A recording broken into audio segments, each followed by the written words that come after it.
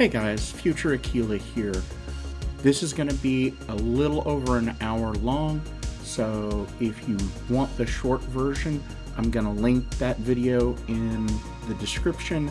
Go over there. If you want the exposition, stick around. Welcome back, everybody. It's RMT Aquila, and I'm back with Christine and Leanna. We're here still talking about the Yale Critique because life got in the way and we had to take a pause, but we're back. If you're new, welcome to my channel. I hope you find this entertaining and informative. I am Aquila. I was a 46 Quebec or Public Affairs NCO for the United States Army for 5 years. And I happen to be trans, so the material directly affects me. That's my stake in it. I'll hand it off to Leanna. Hi, I'm Leanna. I make dirty jokes usually in these videos on Aquila's channel. I do a lot of things. I'm a peer counselor, which, the best known types of peer counselors are Alcoholics Anonymous, or people who have been through things. We help other people through things, telling people what we wish we knew. My specialty is neurodivergency and trauma. I have numerous trans clients. If you look at my Instagram, you'll see I use she, her, they, them pronouns there. And I also do a podcast called It's Not Therapy, and I believe in solid science reporting. And solid science reporting means both solid reporting and solid science. That's a lot harder than people might think it is, but that's why I like topics like this, because it's a great opportunity to not just give my opinion. It's to actually drill down and look at the issues and look what one side is saying and the other side is saying, and really do a fact-based discussion. So over to Christine. Well, I'm going to pause it there. Okay. Leanna, you're going to find it a little harder to do dirty jokes because my tats aren't on display. You're not gonna show me your tats? Not in this top. That was kind of, it is a lovely top. It's very demure, very mindful. That it is. That said, I know that Leanna could still come up with several dirty jokes without tats. Out. So, hi, I am Christine. I have almost 20 years in corporate communications for Fortune 500 companies, and I've been an ally to the LGBTQI community since I was probably a freshman in high school and didn't really understand, but I was in a rural part of Appalachia, and I knew that my friends were having a hard time, and I made sure that I was there for them, and that just continued. Like Leanna, I also appreciate and demand facts. I think that that's important in science. It's important in good communications. I believe in authenticity, and I am looking forward to talking about what's next, because Akila, what is how many sessions have we done on this? It's a meaty document. Well, the Yale Critique that is what we're using, and it's a 39-page document. I did one solo session, then I did one conversation with you, then one with you and Leanna, and then another one with you. So this is like 5 or 6. That's a lot. It's a lot to get through. It is. And the Yale Critique is what, a 10th of the size of the actual cast review, which is like 300 pages. That's because they weren't trying to blind people with BS. BS was not what I wanted to say. Yeah. Leanna, how many times have I got to tell you? I'm warming up. I'm warming up. If I Okay, don't fair start is fair. slow, it's going to be completely over the line about an hour in. I'm getting over being sick and I'm oxygen deprived. Well, this is my channel. You know the rules. There are no rules. There are occasionally. Okay, there are guidelines. Sometimes there are guidelines. There's There suggestions. are There's- recommendations. Yeah. Yeah. And guardrails. as far as me and facts, I want facts in context, because facts by themselves can be used for exceptional dishonesty, and I want to make sure that we have the whole picture. And with that being said, we're off to the races. Christine, if you will. Well, bringing it from where we started our intro, talking about facts, talking about making sure that you're documenting everything. One of the key findings of the Yale Critique was that the review didn't describe any positive outcomes of gender affirming medical treatments for transgendered youth. Mhm. Like nothing. And that is completely mind-boggling to me because it shows a real like skew and slant. Like it wasn't an objective study. If you can't Oh have no, any it was a political positive, hit job. well, yes, absolutely. But I'm approaching this as if this was a real scientific paper. And even though we all know and we agree that it's filled with marketing BS, it was laid out and designed like it was a beautiful fact sheet. And then you get into it and you're just, I don't know, it until you really dig and read between the lines, it almost looks like legitimate, you know? The And fancy icing hides the brainworms. Yeah. exactly. So, I want to kind of pull some of the things that were in the cash review that leave out the all of the positive outcomes. But the key point, and we talked about this in the previous sessions, was that this is unusual. The Yale Critique says if you issue clinical recommendations and then you just don't sufficiently describe the effects of the treatment, like this is like a glaring hole. Like, so what did they spend 300 pages talking about? Well, what they did was they actually did do a scientific review. It was done according to some protocols. They didn't I don't think they correctly applied a lot of them. And the Yale Critique makes wonderful points about that. It's very ish. Yeah. But they knew who they were creating this document for. It was created for a Mhm. non-academic audience, probably parents and politicians, to lure them into it was propaganda with a science coding. And I think this is one of the first points in the Yale Critique where they really sink their teeth into this. Now, for all you people out there in YouTube land, when you're talking to people, because we're talking about messaging guidance here in this conversation, when you're talking to someone about this document, um, understand who are you talking to, where are you talking to them, and where do you want to lead them. If you don't know those three things, please shut the fuck up. You say shut the fuck up so well. Thank Very you. the word. I take that as high praise. Yeah.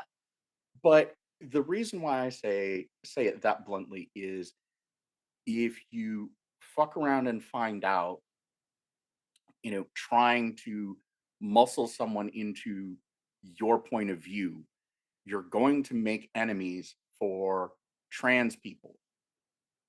And let's Most face it, that's a big part of the reason we got here, right? Yes. Yeah. And trans people have enough enemies already. Let's not make more. Yes. Yeah. Well said. because I do. Should I get to my point now, or are we still? Well, I want, Let's do, Yeah, sorry, Christine. Yeah, I wanted to make sure you were done. yeah, the one thing I wanted to call out, how to circle back, is that the American Academy of Pediatrics, and I'll say that every time I take my kid to the doctor, there's always pamphlets from them. So let's just say, like, I trust them. As well as the World Professional Association for Transgendered Health. They argue that this gender affirming care does show improved health outcomes, reduced dysphoria, and a better quality of life. So those are your real, like, those are your real points. Those are real points that the cash review does not include, that it gives you proof points from groups that know what they're talking about. yeah, and just anecdotal evidence. When I started my transition, it was seek out the hormones or eat a bullet. It was that stark of a choice. And since I'm sitting here, a trans woman, mm, I think we know what choice I made. The right one. Yes. Thank you. I appreciate that. And all right, are we ready to dive in? Let's do it. I'm good. Yeah. All right, Christine, take charge. What am I taking charge of now? First The 2 points. Yeah. conversation. The first 2 points? Uh, Oh, okay. yeah. So just go ahead and like start off reading your bullet, and then Oh, I did that already. Yeah. oh wait, She worked it in organically. It's oh like she's wow, done this before. Like she's I done completely missed communications or it. something. Yeah, that was smooth. That was smooth. Yeah. So my turn now? Actually, I'm up. I'm on deck. Okay.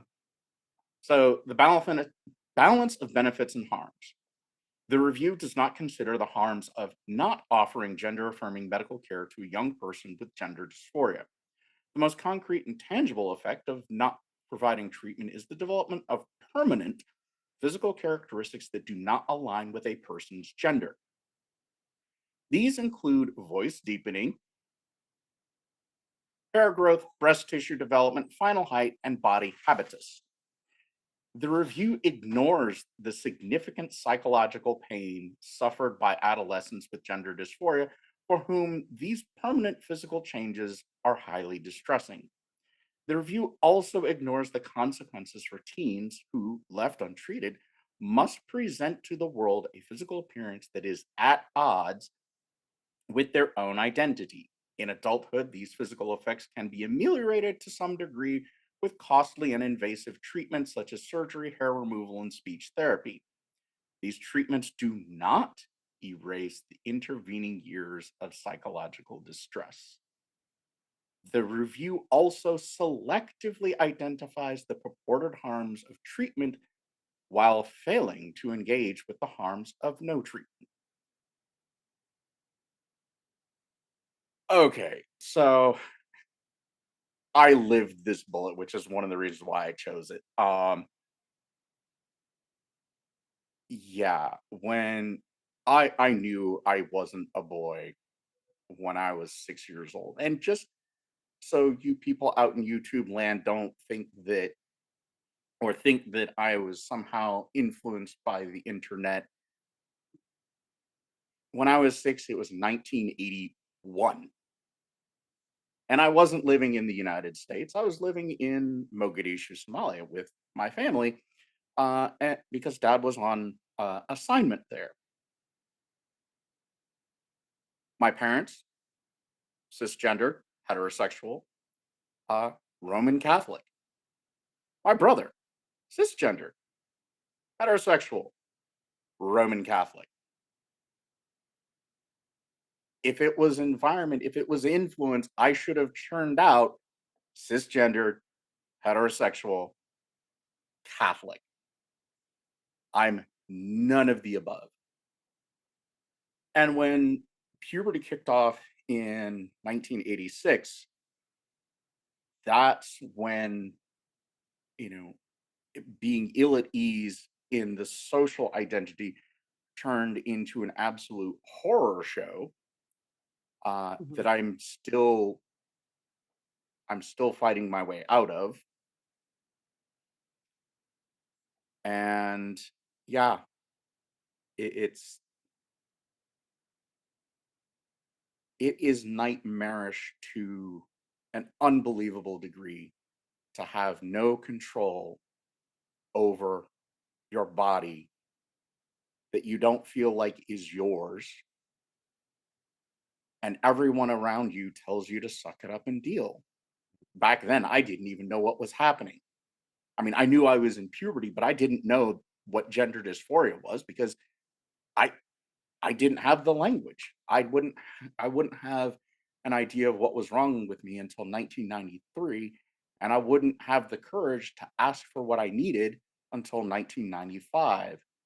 And that turned into its own torturous hell. And so I spent another 25 years, you know, playing a role that I never really wanted. And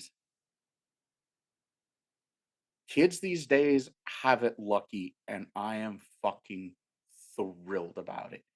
To be able to live in a body that you can genuinely say is yours Yours. Mhm. is, I don't even have the words to describe it. Uh, so I yield the floor, please. Point three now? Yeah.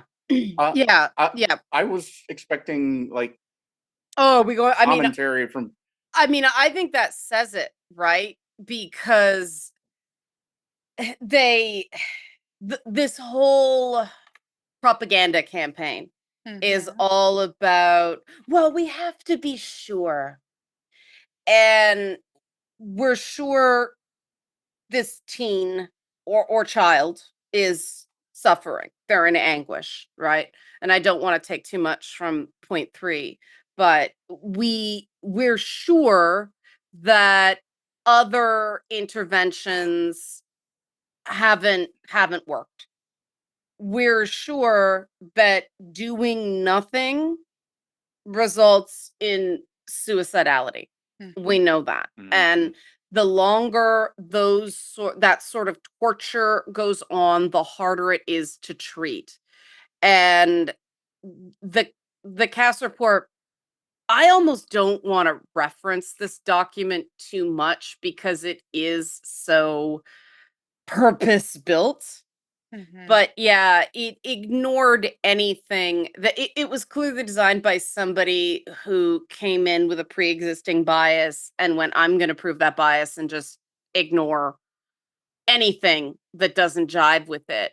But if you work with trans youth, especially people like me who work with trans youth who are, in young adulthood, and dealing with the realities of the transition from adolescence to adulthood being real tough without body dysphoria, Yep. especially now. Mhm. Uh, Anxiety is at an all-time high. We're dealing with post-COVID, rites of passage have been disrupted. To deal with, body dysphoria on top of all of that, it's cruel.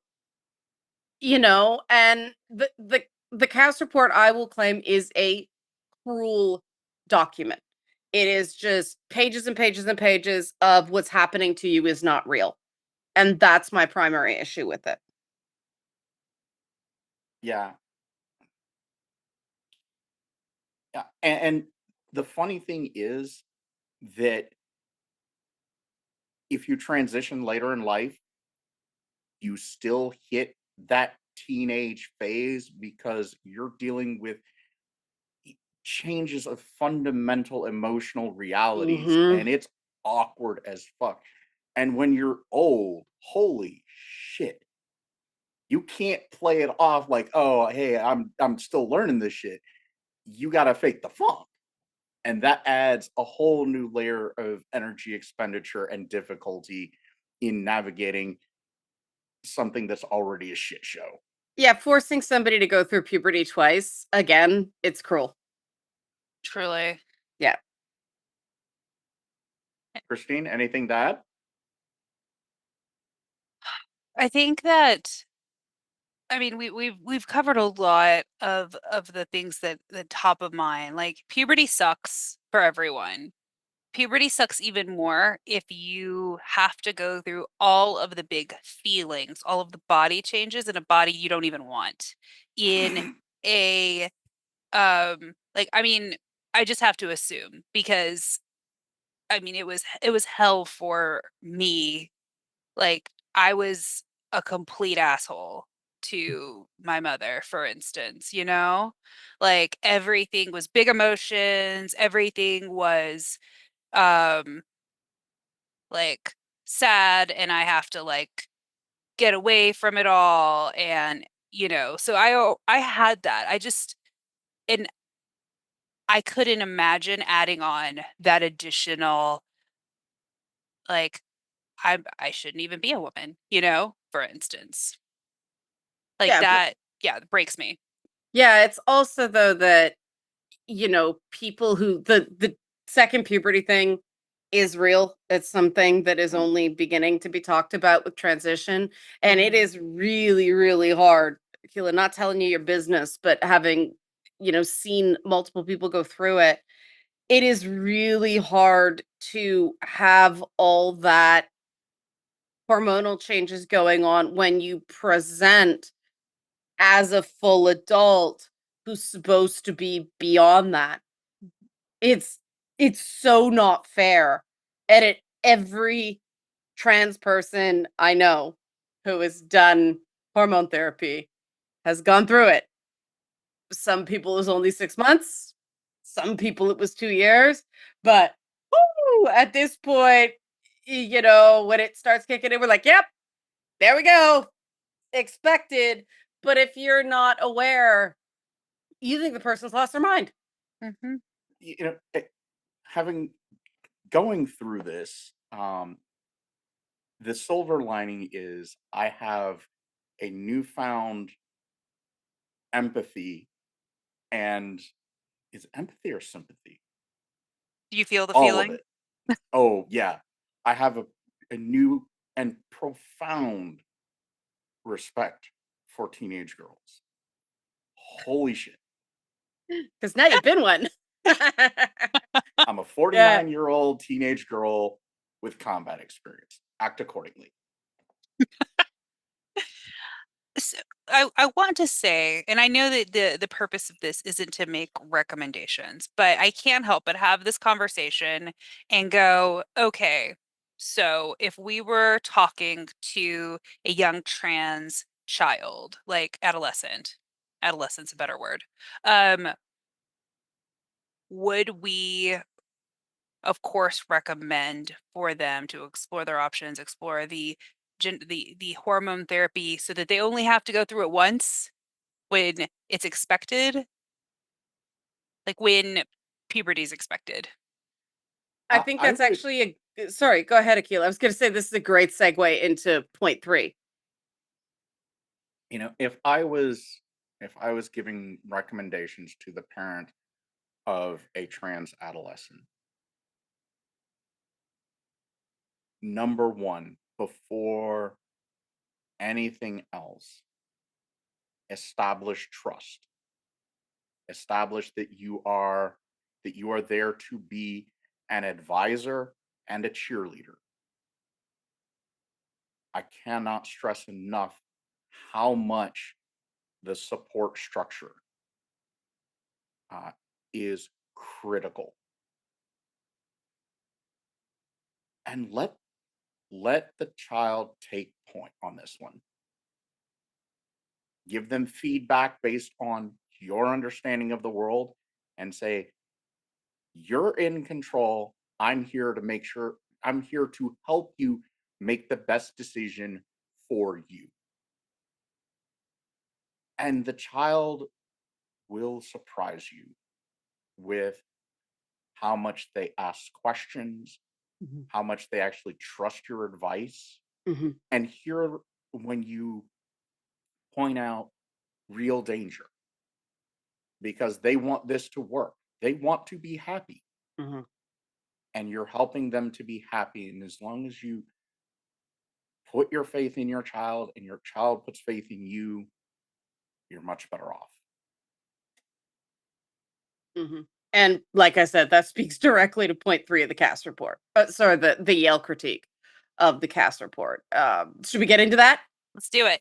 Yeah, okay, because Let's it's go. basically TLDR. They don't really care about the patient. The exact word is patient values and preferences. The review does engage with transgender young people, but it often makes recommendations that conflict with their expressed values and preferences. The prevailing theme of the focus groups with transgender youth is that they want improved access to appropriate gender affirming medical services from clinicians who have appropriate training and experience. They want their needs and concerns taken seriously. In italics, the review completely disregards the expressed values and preferences of transgender youth in its most emphatic recommendation, which is to limit care to research settings that do not yet exist. Um, and then it says the review solicited invalid professional viewpoints. Basically, they talked to a lot of professionals whose only awareness of trans youth was what they'd seen in the popular discourse. And And go ahead, Akila. and Yeah. and from that blurb, further 32% of respondents strongly agreed or agreed with the statement, there is no such thing as a trans child. Yeah. Yeah. How the I've met trans people that believe in watchful waiting. And it's bizarre. It's like they've self-gaslit into thinking, oh, I wasn't sure because I was a stupid kid. And what's weird is before the talking points started bombarding people, these are people who lean more conservative in the politics, so they're plugged into that ecosystem. But people who before this bombardment of propaganda told me that when I was 6, I used to pray to wake up, dear God, will you make me a girl? Asking, mom and dad, when do I get to be a girl? And yet they think kids should just wait, right? It's amazing that this propaganda is so powerful that it can convince people, don't believe your eyes and ears, believe me. Don't believe your heart, believe me. Don't believe what your soul is telling you, believe me. You meet any trans person before they transition versus afterwards, you see how much more comfortable in their own skin they are. Many people I know had their physical health improve, not just their mental health and emotional health improve. That is powerful stuff when you see it. Of course, they want to tamp down on it as much of it as possible. They want to put trans people, especially trans youth, back into the closet, back into the shadows, so people don't have that experience of firsthand knowledge with a trans person to see how much better their life is when they transition. Are there risks? Sure, there's risks for everything. I'm on a drug for my autoimmune disease that might make me go blind. I need to get a very, very intense eye test done once a year, but my quality of life is still better with the medication. This is medicine 101. It's best practices. And with what I do with peer counseling, rule number 1 is I don't get to decide for the client what they want. The client decides for the client what they want. And point 3 of the Yale response drills down on this. Any approach that doesn't center patient values and preferences doesn't center the patient. This isn't about having the affected people live their best lives, be happy, healthy, free, centered, right? This is about, I'll open this up to you because this is an emotional response, maybe, I don't know. But reading the CAS report and seeing the ensuing propaganda and related propaganda, it just feels like I don't want to get the ick on me. I don't want to be involved. I don't want this to be my problem. Go away. Talk to me in 10 years when it's not my responsibility anymore. Right. And that's before we even get into the think of the children that doesn't think at all of the children quotient. But what do you guys think about that first point about the ick? I will yield the floor to Christine because I got something to say.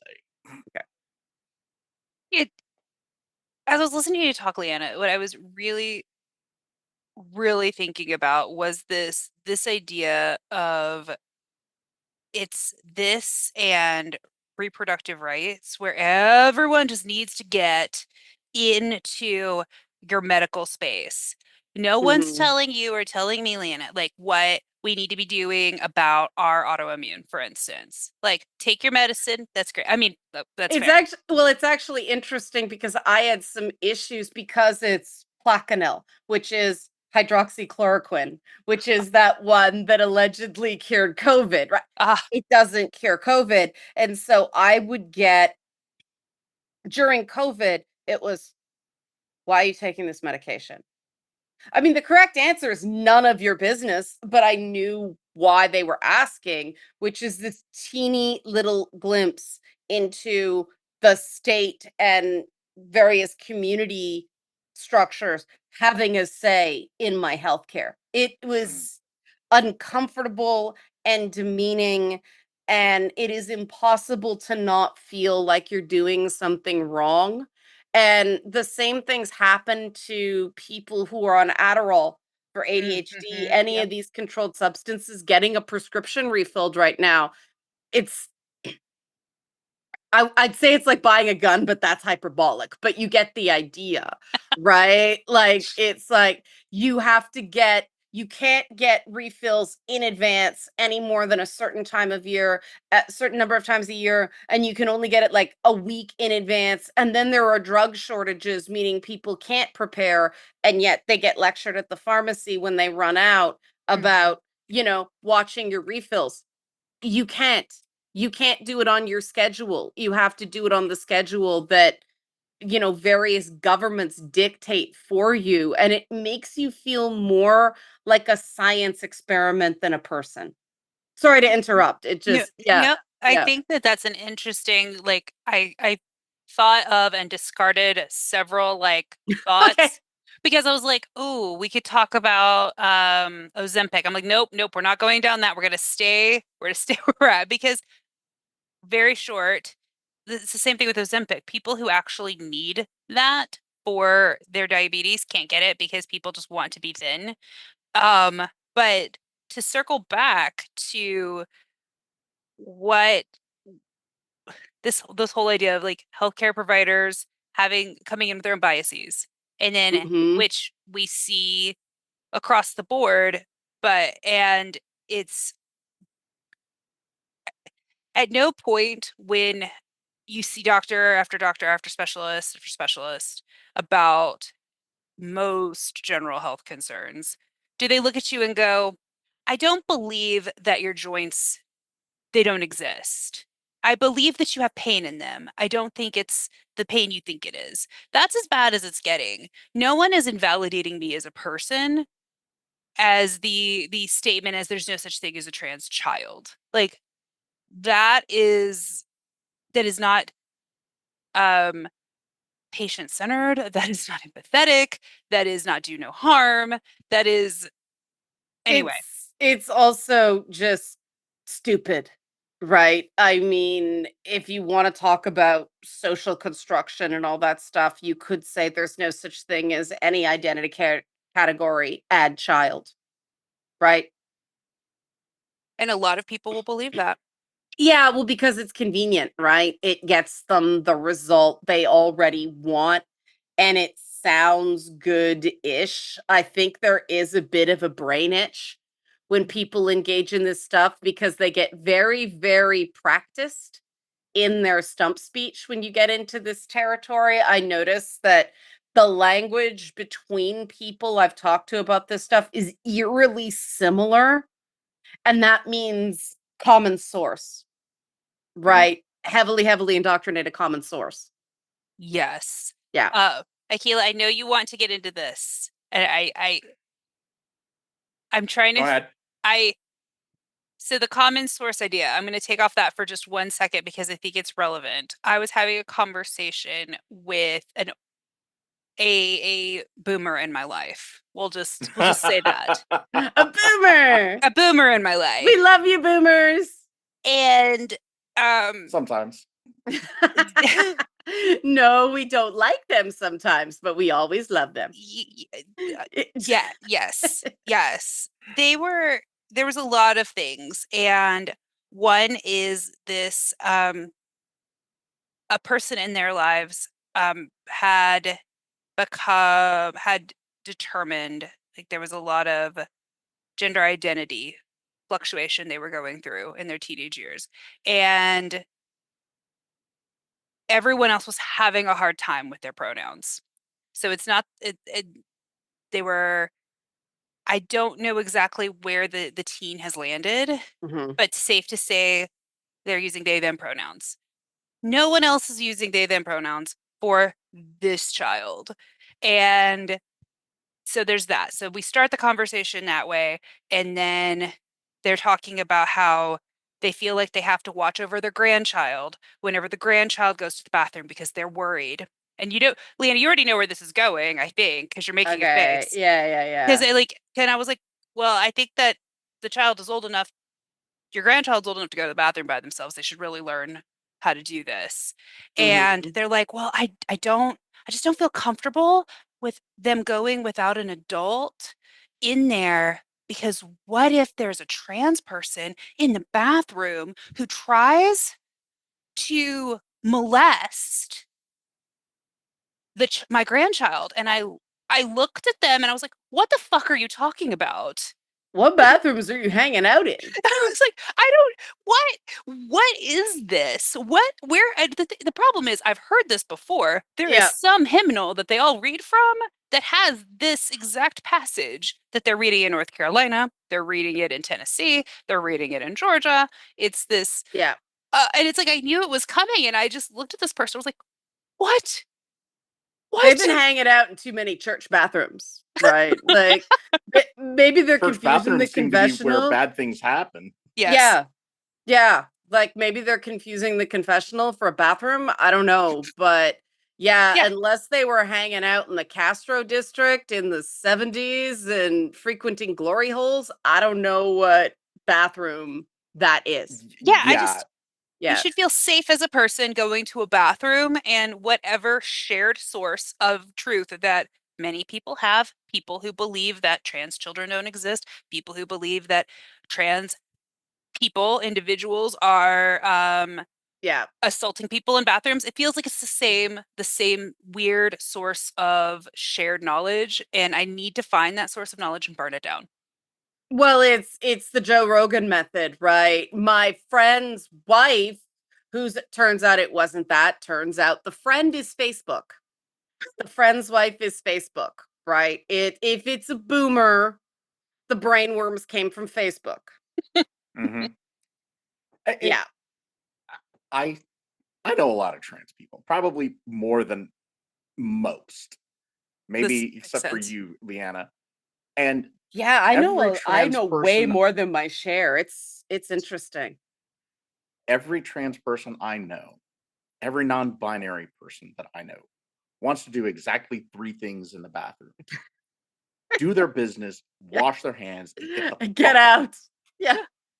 And and it's gotten so bad. I actually, when I use a public restroom, um, I saddle my weapon because I'm expecting that level of violence.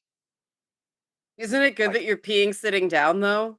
Because otherwise what if you got confused?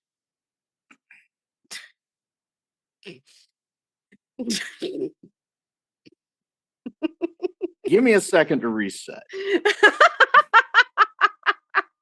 I, God's love you. I told you there'd be a dirty joke. I was thinking that exact Yep. thing. I was like, it doesn't matter. It's gonna happen, and you It's found gonna it. happen. I found it. And it It- was about guns, Aquila. I see you, Loki. I see you. Woohoo! Yeah. Hey, you gotta So- lighten the mood on this stuff, right? Because it's dark. Oh yeah, Yeah. and the point that I was going to make is the segment that you read in italics, Leanna. The review completely disregards the Mhm. expressed values.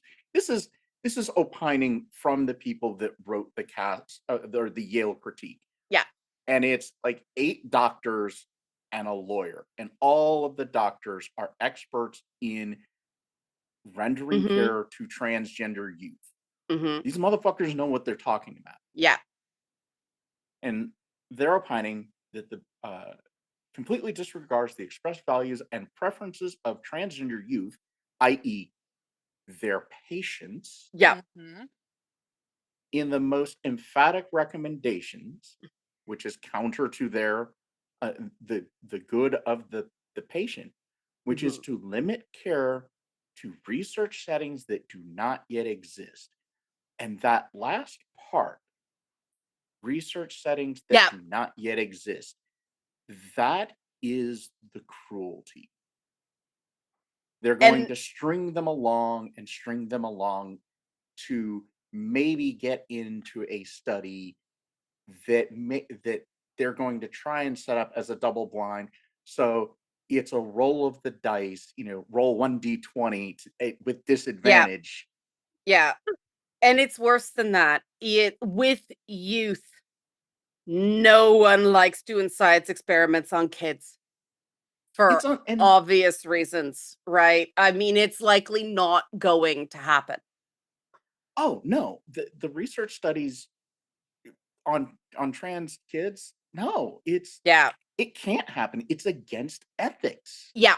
Yeah, you can't put kids in a placebo group and have them go through body dysphoria. It's you know, uh what's his name? Joseph Money, John Money? That guy. He already did Oh, that. fuck that guy. But he already did that. Can we please be honest about what his research actually said, and let's not do it again? But do you notice that basically what people like Mama Cass are saying is, as a healthcare provider and other healthcare providers say, you can't trust your doctor, right?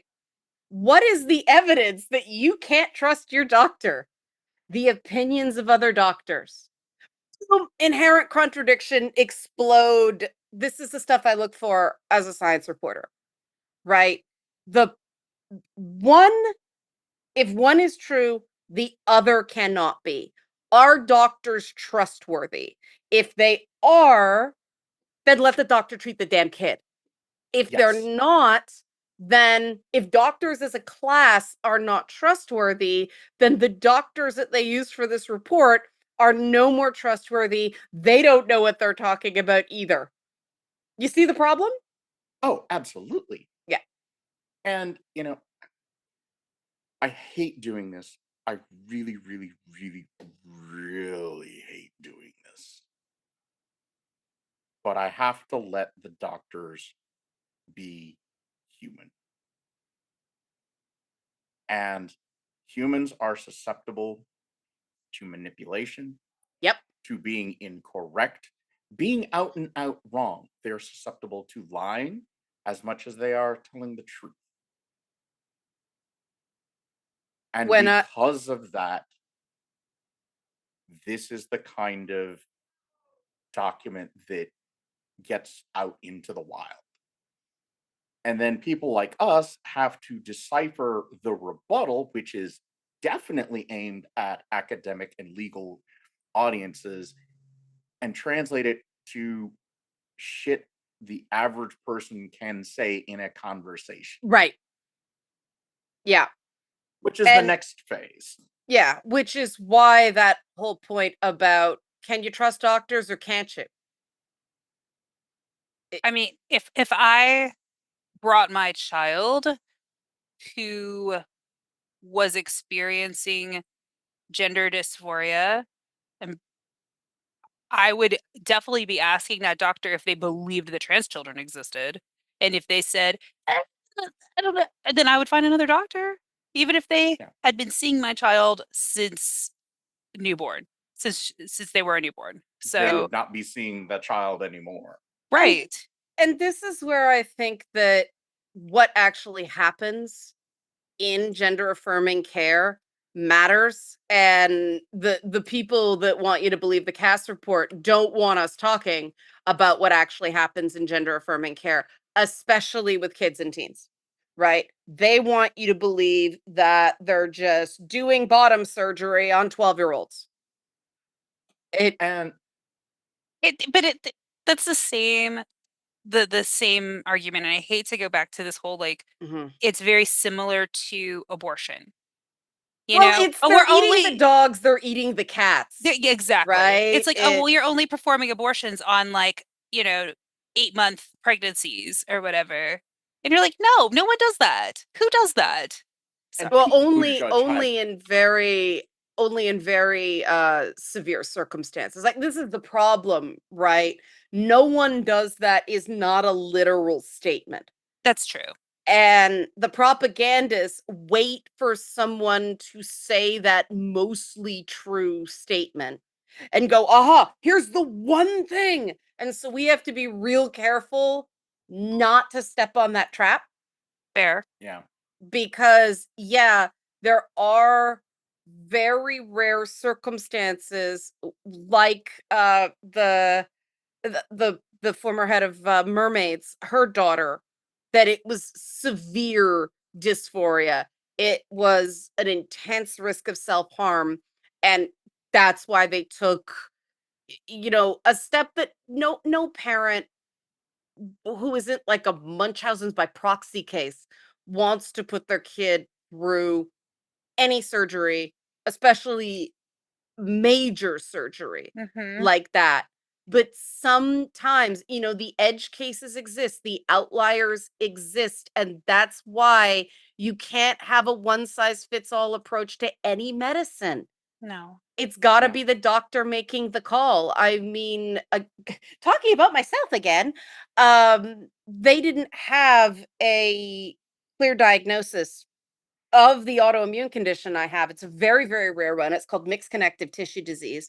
It mimics other conditions. And in the US, they would have had to put me through, a friend of mine went through it in the US, and because of that medically necessary requirement, they put her through torture to rule out anything they could rule out, because there's no specific test for mixed connective tissue disease. What my doctor did says, we're going to put you on this medication for a month. If it works, we're right. If it doesn't, we're going to take you off the medication and keep trying. It was treating to test, Mm-hmm. Yeah. and it worked. And that's a good doctor. But it took me 5 years to Yep. find a doctor who would take me seriously and who would listen to me. And without that medication, it feels like there are pins shoved through my finger joints.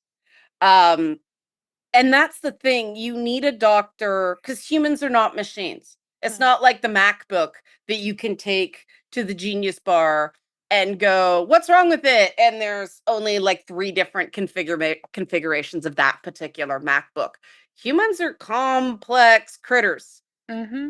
And Mhm. I don't want an ophthalmologist who happens to be a senator determining what healthcare a kid gets. And that's where we're at right now. That is what the Cass report is advocating. Maybe it isn't even a doctor. Maybe it's a guy who wrote Hillbilly Elegy deciding what medical treatments your child can get. Do you And want that? I want to pivot off of your statement about torture, because I I first sought out transition under the earliest days of the DSM-4. And Yeah, as you a had a 20 really year rough old, go of it. Yeah. And I think I think it's useful for the audience to understand what that looked like. So, uh, back in the day, to find out what was going on with me, I happened to meet a person just by random chance at a club who happened to be trans. Okay. After that, I had to go to libraries and ask for assistance from a live human being who can cast judgment. Hmm. Hey, I'm looking for literature about this. And I got the side eye a lot. When I was finally, when I had the courage to ask for it, it was in front of my parents who had no clue that this was going to come out of my mouth. Okay. And I dropped it like a bomb. And God's loved them. They let me take point. Okay. And the doctor, the psychiatrist, who I was seeing for other reasons, um, ADHD for as a point of order, um, he agreed, and he set up 2 days back to back, and they were full 8-hour work days. Yeah. And the only way I can describe it is it was an interrogation. Hmm. The absolute most intimate details of my sex life, sexuality were had to be laid out on the table for examination and repeated, and I mean Yeah. repeated questioning. What kind of porn did I watch? How often did I masturbate? What was I thinking about when I masturbated? I had to draw myself both clothed and naked and as I am and as I how I see myself. Okay. And this went on and on. And I felt like I was talking to a machine. There was no empathy. There was no sympathy. There was only the process. Hmm. And he was trying to weed me out because Hmm. he, as the doctor, was not convinced that I Yeah. was telling the truth. Hmm. And then when it was all said and done, and I got the results, he effectively said, "Well, you're broken, but we're not going to fix you." Right. Yeah, it was, you have a significant fault in your core gender identity, but you don't meet the DSM criteria, so we're not going to do anything. Hmm. And then cut it off. There was no further discussion. There was no answers. There was no compassion. Hmm. And then once I started transitioning as an adult, I found out that the psychiatrist was a closeted gay man. So there was a bias Projecting. there. Yeah. There Yeah. was a bias. And Yep. this is the kind of horror that happens when you have someone with an agenda making decisions that are not in the best interests of the patient. Right. Yeah. It's a horror show. And we want, I mean, unfortunately, it's like people said to me when I was dealing with the early days of the stalking, you drew a bad cop, you drew a bad doctor, right? It it's tough when you're seeing a therapist that you're already seeing for other things because there are biases there, right? Mhm. Um Now if they're trans accepting, it's not a problem. Yeah. Back then that was not as common. It's a thing. Was this a psychiatrist or a psychologist? He was a psychiatrist, and that whole episode, I'm gonna start unpacking with uh, my therapist and my psychiatrist starting Monday. Yeah. Well, that Because, is yeah. intense, like trauma. Yeah. Oh, it's like my whole life is like trauma on top of trauma on top of trauma, and we're not talking about like, oh, I had to deal with some minor shit. No. Was sexually assaulted when I was 6 years old by a dinner guest. Um, And of somebody course tried to kill me. they'll use that to rule you out. Um, and you know, you know, my ex-wife who was hilariously abusive. Mhm. And I'm still coming to terms with you saying that she was evil. Still stand by that. Yep. Oh no, I have come to accept that, and Mhm.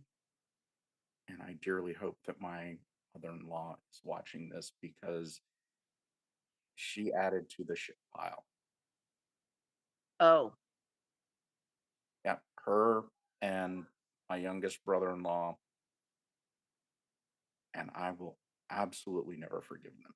E- And these are the intense emotions that you wind up with Yep. because people do not understand what the fundamental problem is. Yep. And I've refined the whole gasoline, the fuel metaphor. It's not the fuel, it's the oil. You would not put the oil that goes into a big rig into a Ferrari or into a family sedan Because the and engine will vice cease. versa. Oh, okay. It won't run right. It may run for a little while, Right. but you do damage to the engine, Right. and you only get one mind. And there are people who, check out on the daily, or even worse, they get that glimpse of happiness and then have it Yeah. taken from them. Just a few months ago, there was a young trans woman, I want to say up in Pennsylvania, who was murdered and then dismembered. It's Jesus. and this is the other side of the horror show that documents like the cast review sweep aside Yeah. and Mhm. actively foment. Yeah. Agreed. Yeah. That's the thing that I think the Yale critique kind of tiptoed around because it wasn't their purview, right? Is the harm that these propaganda documents do. Yeah. Hmm. I mean, look at the Lancet uh thing with autism, for instance. That to this day, people think vaccines cause autism because the Lancet was a reputable publication, Yep. right? And it's the same thing with this stuff because it's got this veneer of expertise. It does a lot of harm. And Mm. if it was designed to be a public document, like you said, when they pretty them up like that, it's because it's not just going to go to I'm going to use Canadian terms, the minister, the deputy minister, the assistant, the people who actually read the fucking thing. Yeah. It was designed for public consumption the same way the Trevor Report yearlies are. Right. They do the Hmm. infographics and everything like that. This was designed to get into the bloodstream. Now, is Cass herself? No, I think she was selected because they knew exactly what she was going to write. I don't think she Hmm. was sit there going, "Wah ha ha ha." She was a useful idiot, right? No, I disagree. You think so, huh? Yeah, when I listened to her, I didn't finish listening because I've been dealing, both of I've been trying to recover from a brush Yeah. with suicide. And there's only so much bullshit I can take right now. Um, but listening to her, she she speaks a lot like me, very slow cadence so that people can get every bite. It's monotone, it's easy. It goes down like X-Lax. And she keeps doubling down on the idea that, well, they might change their mind. And what they're doing is like, oh, we can't understand all of this because it's just too much and there's not enough data. But in the Yale critique, they say no other aspect of pediatric medicine relies on these high Yep. quality Yep. because you're trying to intervene and save a life. And this idea that we don't know that puberty blockers are safe, that's ridiculous. We know they're safe because they're used to treat precocious puberty. Yeah. Yes. It's just they take leave of their senses and it's deliberate, right? Like all Oh, of a sudden absolutely. up is down, black is white. We're always at war with Oceania, Yeah. you know. And Cass created these talking points, and I believe that the Cass review was designed to provide talking points. She came to the U.S. before the review was published and worked with anti-trans politicians. Can we name drop them? I don't know all of them. I mean, can we just say DeSantis? I feel like that's enough. Oh, DeSantis, Gates, fucking Josh Hawley, Ken Paxton out in Texas, All the usual suspects. the dickbag in, I think it was Arkansas or Missouri. Yeah. If they were the mob, there'd be a wiretap warrant out on that assembly of people. Yeah. And the criminalization of treating patients, Yeah. that has absolutely nothing to do with freedom and absolutely everything to do with the Stasi. This whole freedom thing, on what planet? Well, it's the kind of freedom that is rooted in the racism and bigotry that founded the US. Well, yeah, Let's it's be you have honest. the freedom to do what we tell you. Yeah. I called somebody who claims to be a libertarian on their BS the other day because they were saying that they were in favor of stopping gender affirming care for minors. And That I is so said, not libertarian. well, I said, whether there's a point of watchful waiting or not, you cannot say that's a libertarian principle. Even if kids can't make decisions for themselves, the bleeding about parental rights applies here. It's actually parental rights at this point. Like, the state does not get a say in people's medical decisions or any other decision under libertarianism. That's just, no, you don't get to do that. Okay, I do want to take a break here, and we'll be back for how we message with this in the next episode. Stay tuned, folks. In the meantime, please be well, please be safe, take charge.